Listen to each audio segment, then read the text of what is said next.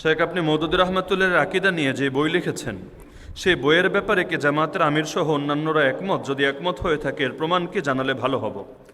যে কোনো বই সেটা হলো গবেষকের নিজস্ব একটা গবেষণা। একজন গবেষকের গবেষণার সঙ্গে সবাই একমত হতে হবে, এটা কোনো জরুরি বিষয় না। হ্যাঁ, যে কোনো সংগঠন যদি সাংগঠনিক কোনো বই প্রকাশ করে, এটার দায় পুরো সংগঠনের, নেতা থেকে নিয়ে কর্মী সকলের। যেটা সাংগঠনিকভাবে না, ব্যক্তিগতভাবে প্রকাশ করে, এটার দায় ব্যক্তি। তো যার কারণে কে একমত কে দ্বিমত এই প্রশ্ন করাটাই অর্থহীন, কারণ যেই বইটা একজন ব্যক্তি হিসাবে লিখেছে, এটার দায় ব্যক্তির উপরে। এর সাথে কেউ একমত হতে পারে, কেউ দ্বিমত হতে পারে, এটা প্রত্যেকের স্বাধীনতা। জামাতের বিরুদ্ধে যে ভ্রান্ত আকীদার কথা বলা হয়ে থাকে, জামাতের নেতাকর্মীরা কি সেই আকীদা পোষণ করে? যেই ভ্রান্ত আকীদার কথা বলে, অনেক আকীদার কথাই শুনি আসলে। এই যেমন গতকাল না পরশুদিন ঢাকায় একটা কাউন্সিল করলো বাংলাদেশে বিশেষ একটা ইসলামী দল। সেখানে জামাত যে গোমরাহ প্রমাণ করার জন্য দলিল দেওয়া হলো মাওলানা মওদুদী ফজরের নামাজ পড়তো না, এবং তার কানে এসে শয়তান, তাও দুইও কানে এসে শয়তান নাকি মুতে দিত, পেশাব করতো। নাউযুবিল্লাহি মিন যালিক।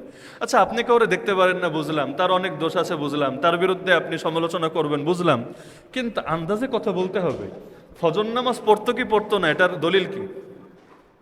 কেউ যদি দাবি করে অমুক ফজর নামাজ পড়তো না, তার মানে সে তার সঙ্গে রাত কাটাতো, একসঙ্গে এক বিছানায় থাকতো, তো পরবর্তীতে দেখতো মাশাআল্লাহ আমি তো গিয়া নামাজ পড়ি, উনি তো ফজরের সময় ঘুমায় থাকে। অর্থ তো এই টাইপের হয়। না হলে এইরকম গাঁজাখড়ি আলাপ, আন্দাজে কথা বলার কোনো অর্থ আছে? তার যুগের লোকেরাই তো এই কথা বলে নাই। তাহলে আজকে এত একটা মানুষ মারা যাওয়ার এতকাল পরে এসে এইরকম কথা বলে, এটা তো আমি মনে করি কোনো সেকুলারের ব্যাপারেও বলা উচিত না। এই হলো আমাদের দেশে প্রোপাগান্ডার অবস্থা। তো এখন ওনার নামে যে কথাগুলো বলা হয়, এর মধ্যে বেশিরভাগই মিথ্যা। ওই যে আমি আমার বইয়ের ভূমিকার মধ্যে এনেছি, বাংলাদেশে একটা ইসলামী দলের সভাপতি 38টা অভিযোগ এনেছে তার বই, 38টাই মিথ্যা। আমার খুব ভালো লাগতো যদি দুই একটা অন্তত সত্য হতো। হ্যাঁ, এখন বলবেন মাওলানা মওদুদীর ভুল নাই, অবশ্যই আছে, অবশ্যই আছে। কোন মানুষের ভুল নাই? ইমাম মালিক রাহমাতুল্লাহ আলাইহি আল্লাহ রাসূলের রওজার সামনে দাঁড়িয়ে বলেছে, কুল্লুন ইউখাযু মিন কাওলিহি ওয়া ইউতরাক ইল্লা সাহিব হাযাল কবর। নবীর রওজার দিকে ইশারা করে বলে প্রত্যেকটা মানুষ এমন যার কিছু বিষয় গ্রহণযোগ্য, কিছু বিষয় বর্জনযোগ্য, শুধু এই কবরে যিনি শুয়ে আছেন তিনি বাদে। এমনকি আজকাল তো একটা বিতর্ক চলে যে সাহাবীরা সত্যের মাপকাঠি নাকি সত্যের মাপকাঠি না। ইমাম মালিক বেঁচে থাকলে ওনারেও আদালতে তোলা হতো এটাকে কেন্দ্র করে, কারণ ইমাম মালিক বলে দিচ্ছে নবী বাদে সবাই এমন যার কিছু বিষয় গ্রহণ করার মতো, কিছু বিষয় বর্জন করার মতো। তাহলে প্রত্যেক সাহাবীর প্রতিটা ব্যক্তিগত মতো কিন্তু গ্রহণ করা যায় না। যেমন নবী মেরাজে গিয়ে আল্লাহকে দেখেছে নাকি দেখে নাই, সাহাবীদের দুই মত। আম্মাজান আয়েশা একমত, আব্দুল্লাহ বিন আব্বাস রাদিয়াল্লাহু আনহু আরেক মত। আপনি কাটটা ফেলে দিবেন বলেন? আম্মাজান আয়েশা কে চেনেন?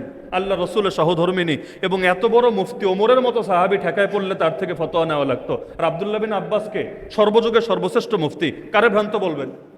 কারে ভ্রান্ত বলবেন? কেউ ভ্রান্ত না, কিন্তু কোন মত নিবেন? দুইটা একসঙ্গে নেওয়ার সুযোগ নাই। আব্দুল্লাহ বিন আব্বাসেরটা নিলে আম্মাজানেরটা নেওয়া যায় না, আম্মাজানেরটা নিলে আব্দুল্লাহ বিন আব্বাসেরটা নেওয়া যায় না। তো ইখতিলাফি বিষয়, সাহাবীদের মধ্যে ইখতিলাফ ছিল না, একটা দুইটা, ডজন ডজন না, শত শত শত শত। তাহলে ব্যক্তিগত বিষয়ে, হ্যাঁ, যেটা সর্বজনীন বিষয়, ইজমা বলে, ইজমা সর্বসম্মত মত, এটা তো নিতে কোনো সমস্যা নাই। কিন্তু ব্যক্তিগত বিষয়ে, ইখতিলাফি বিষয়ে ভাই দুইজনের মত একসঙ্গে নেওয়া যায় না। আমরাই তো চার ইমামরা একসঙ্গে মানতে পারি না, পারি? এই যে নামাজ পড়লেন, যারা হানাফি সিস্টেমে নামাজ পড়েছেন, শাফিঈ রহমাতুল্লাহির মত আপনি নেন নাই। যারা শাফিঈ সিস্টেমে নামাজ পড়েছেন, হানাফি ইমাম আবু হানিফার মত আপনি নিতে পারেন নাই। কিন্তু শ্রদ্ধা তো উভয়কেই করি আমরা। এমনকি শরীয়ত, আমরা সব নবীর উপর ঈমান আনি, কিন্তু শরীয়ত কাটটা মানি? নবী মুসারটা, নবী ঈসারটা না, মুহাম্মদুর রাসূলুল্লাহ সাল্লাল্লাহু আলাইহি ওয়াসাল্লামেরটা। এজন্য ঈমান সবার উপর রাখি, শ্রদ্ধা সবাইকে করি, ভালো সবাইকে বাসি, কিন্তু সবার শরীয়ত, সবার বিধিবিধান নেওয়া যায় না, এটা একজনেরটা নিতে হয়। তো যার কারণে যে আকীদাগুলোর দাবি তোলা হয়, এর মধ্যে বড় একটা অংশই আসলে সত্য না, আর অন্যরা পোষণ করা তো দূরের কথা। সবচাইতে বড় অভিযোগ দুইটা, তারা নবী বিদ্বেষী, তারা সাহাবী বিদ্বেষী, সবচাইতে বড় অভিযোগ। আপনি রাস্তাঘাটেও যত কর্মী পাবেন, ধৈর্য ধৈর্য জিজ্ঞেস করেন তো, নিজেই যাচাই করে নিয়েন, আমার বলে দেওয়া লাগবে না কে কে নবীর বিদ্বেষী, কে কে সাহাবীদের গালি দেয়, কে কে বিভিন্ন নবীরা পাপী মনে করে। আপনি রাস্তাঘাটে যাদেরকে পান এদেরকে ধৈর্য জিজ্ঞেস করে দেখেন। তো যার কারণে কে কারে কি বললো এটা আমার দেখার বিষয় না। ইমাম বুখারীও ইমাম আবু হানিফারে ভালো বলতেন না, জানেন এটা? বুখারী শরীফ পড়লে দেখবেন ইমাম বুখারী ইমাম আবু হানিফারে বড় হুজুর দূরের কথা, ছোট হুজুরও মনে করতো না। কালা বাজুন নাস বলতো, আরে এক লোকে বলেছে আর কি। তাহলে ইমাম বুখারী আবু হানিফারে ছোট মনে করতো দেখে আবু হানিফা আসলেই ছোট, তাই না? আবু হানিফা আসলেই ছোট না। আমাদেরও তো বাংলাদেশে এক হুজুর আরেক হুজুরের মাইক পেলে মাশাআল্লাহ মাঝে মাঝে 14 গোষ্ঠী উদ্ধার করে, কিন্তু দিন শেষে আমরা দেখা যায় উভয়েরই শ্রদ্ধার চোখে দেখি, একজন আরেকজনের ব্যাপারে বলে ফেলেছে আর কি। এজন্য কে কারে কি বললো এটা দেখার বিষয় না, বাস্তবতা নিজেই যাচাই করে দেখেন, অন্ধভাবে গ্রহণ করার দরকার নেই। জামাত যদি ভ্রান্ত আকিদা লালন করে তাহলে জামাত কেন জাতির সামনে সহি আকিদাগুলো তুলে ধরে না? কতবার তুলে ধরবে? গঠনতন্ত্রের মধ্যে আকিদা আছে। যেই ভাই প্রশ্ন করেছেন আমি বলবো গঠনতন্ত্র খুলে জাস্ট 2 নম্বর ধারা দেখেন। যদিও এই দলীয় প্রশ্ন আসলে এই মেম্বারে করাই উচিত না, যিনি করেছেন কাজটা ভালো করেন নাই, এটা একান্তভাবে জিজ্ঞেস করে নিলেই হতো, কারণ মসজিদের মেম্বার এটা দলীয় সম্পত্তি না, এটা সার্বজনীন। তারপরে যেহেতু প্রশ্ন করেছেন জবাব না দিলে বলবে হুজুর মনে হয় বাইং মাসের মতো এড়াইয়া চলে যাচ্ছে, বা হুজুর মনে হয় জবাব জানে না। এজন্য এখন আমার ইজ্জত বাঁচানোর খাতিরে হলেও 2 কথা বলা লাগে। আমি বলবো গঠনতন্ত্র বুঝেন, দলের সংবিধান, সংবিধানের কথাই তো মূল কথা। ব্যক্তি বিচ্ছিন্ন কথা বলতে পারে, একটা দলের সব ব্যক্তির কথা দলীয় কথা না, যে কোনো দলের সব ব্যক্তির কথা দলীয় কথা না, কিন্তু সংবিধানের কথা এটা দলের কথা। সংবিধানের 2 নম্বর ধারায় আকিদা লেখা আছে, এখানে পারলে ভুল আমাকে দেখান, এমনকি ভুল যে দেখাতে পারবেন না, আর দলিল আমি দিচ্ছি। আপনি আর কত বড় হুজুর হয়েছেন, এই সংবিধান যখন লেখা হয় ওই সময় মাওলানা মনজুর নোমানী রহমতুল্লাহ আলী সহ সৈয়দ আবুল হাসান আলী নদী রহমতুল্লাহ আলী সহ ওনারাও জামাতের সদস্য না, কেন্দ্রীয় দায়িত্বশীল। এবং মাওলানা মনজুর নোমানী নিজে বই লিখেছেন মাওলানা মৌদুদি কে সাথ মেরি রিফাকত কে সারগুজাশত। এখানে তিনি স্বীকার করেছেন যে সংবিধান প্রণয়নের পরে আমাদেরকে জিজ্ঞাসা করা হয়েছিল যে আপনাদের কোনো দ্বিমত আছে কিনা, তো তখন আমরাই সিদ্ধান্ত নিয়ে একমত হয়েছি না সংবিধান যেটা আছে পারফেক্ট, এখানে সমস্যা নাই, এখানে ঠিক করার মতো কোনো বিষয় নেই, সব ঠিক আছে। তাহলে মাওলানা মনজুর নোমানের পর্যায়ের কোনো আলেম বাংলাদেশে নাই, সৈয়দ আবুল হাসান আলী নদী পর্যায়ের আলেম বাংলাদেশ, ইন্ডিয়া, পাকিস্তানে এখন কেউ নাই। আল্লাহ তাআলা তাদেরকে জান্নাতবাসী করুক। ওনারা পরবর্তীতে ওনারা জামাত থেকে বের হয়েছেন, সেটা ভিন্ন আলাপ, কিন্তু সংবিধান বা গঠনতন্ত্র নিয়ে সব প্রশ্ন তোলার কোনো সুযোগ নাই। তাহলে গঠনতন্ত্রের আকিদা যেটা, এটাই তো আকিদা। ব্যক্তি ভুল করতে পারে, গঠনতন্ত্রের আকিদাই তো আকিদা। সুতরাং আন্দাজে কথা বলা থেকে সাবধান, প্রতিটা অপবাদের ব্যাপারে আল্লাহর কাছে জিজ্ঞাসিত হতে হবে। আল্লাহ আমাদের সবাইরে মাফ করুন, আমিন। আরো 2-1টা প্রশ্ন আছে, এগুলো আগামী সপ্তাহে দেবো ইনশাআল্লাহ। পায়ে হেঁটে হজ করার উদ্দেশ্যে বের হলেন, কিন্তু পায়ে হেঁটে যাওয়ার জন্য 4 গুণ টাকা লাগে, এখন তার হজ কি হবে? এ আর এক ভাইরালের রোগ আমাদের বাংলাদেশে এবং দুনিয়ার বহু মানুষরে ধরে। পায়ে হেঁটে হজ করার মধ্যে কি ফজিলত আছে আমারে বুঝান। ইসলাম সহজ করেছে, এমনকি অনেক বিধানরে পর্যন্ত, যেমন নারীদের মাসিক হয়, ইসলাম বলেছে মাসিকের দিনগুলোতে যেই নামাজ পড়তে পারবো না, নামাজের কাজাও লাগবে না, কাজা করাও লাগবে না। কেন? কারণ প্রত্যেক মাসেই তোমার 3 দিন থেকে সর্বোচ্চ 10 দিন তোমার নামাজ ছুটবে, 10 দিনে 50 ওয়াক্ত নামাজ, তো বাকি 20 দিনে তোমার কাজা করতে বললে 20 দিনে এমনি আছে 100 ওয়াক্ত, সঙ্গে যুক্ত হবে আরো 50 ওয়াক্ত, মানে 150। তোমার জন্য কষ্ট হবে, থাক, এটা কাজাই করা লাগবে না।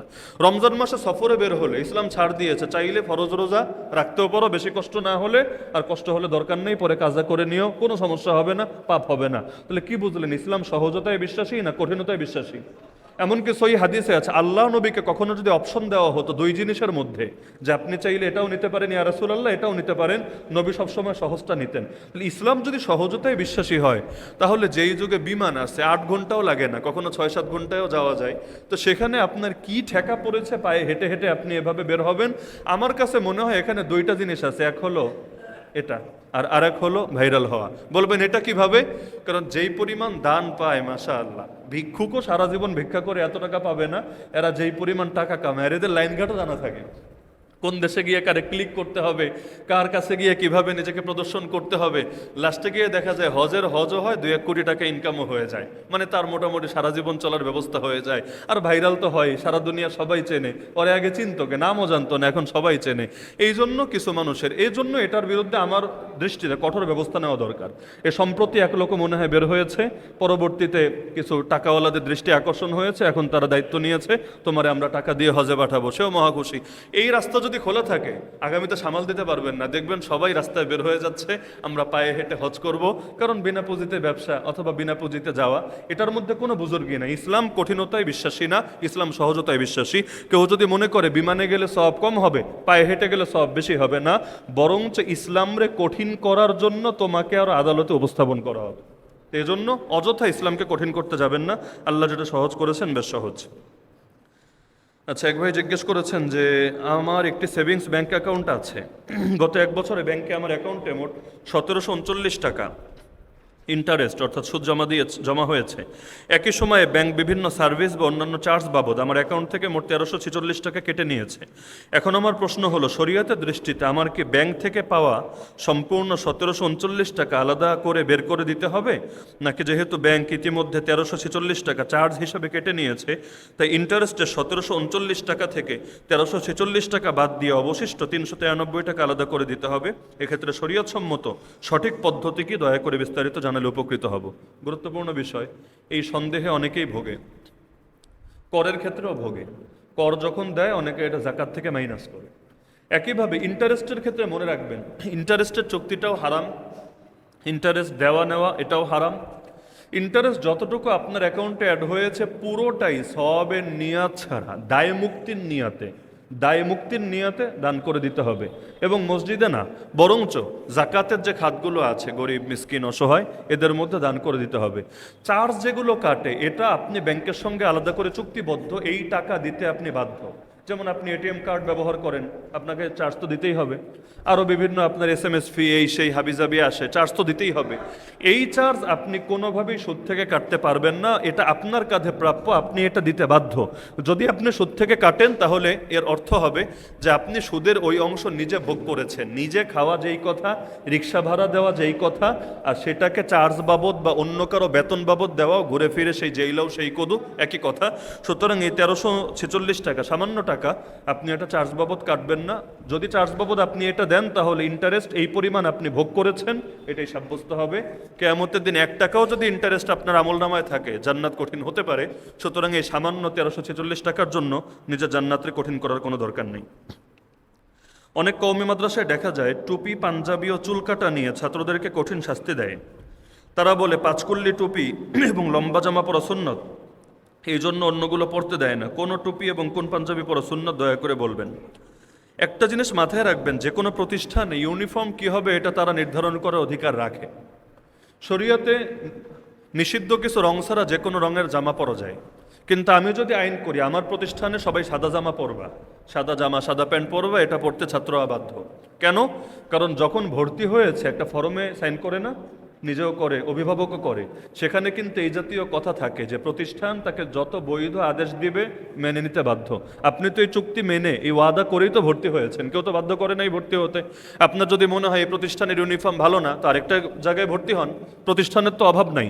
কোনো প্রতিষ্ঠানে ভর্তি হওয়ার মানেই এটা যে আপনি লিগ্যাল যে কোনো বিষয়ে, বৈধ যে কোনো বিষয়ে তাদের সিদ্ধান্ত আপনি মেনে নিয়েছেন। তো কোনো প্রতিষ্ঠান যদি আইন বানায় যে পাঁচকুল্লি পড়তে হবে, যদি আমি নিজে পাঁচকুল্লি পড়ি না এবং পাঁচকুল্লি পড়লে বেশি ফজিলত, এটা কেউ মনে করলে আমি তারেও এই ক্ষেত্রে আমি দ্বিমত করব এবং কঠোরভাবে বোঝাবো।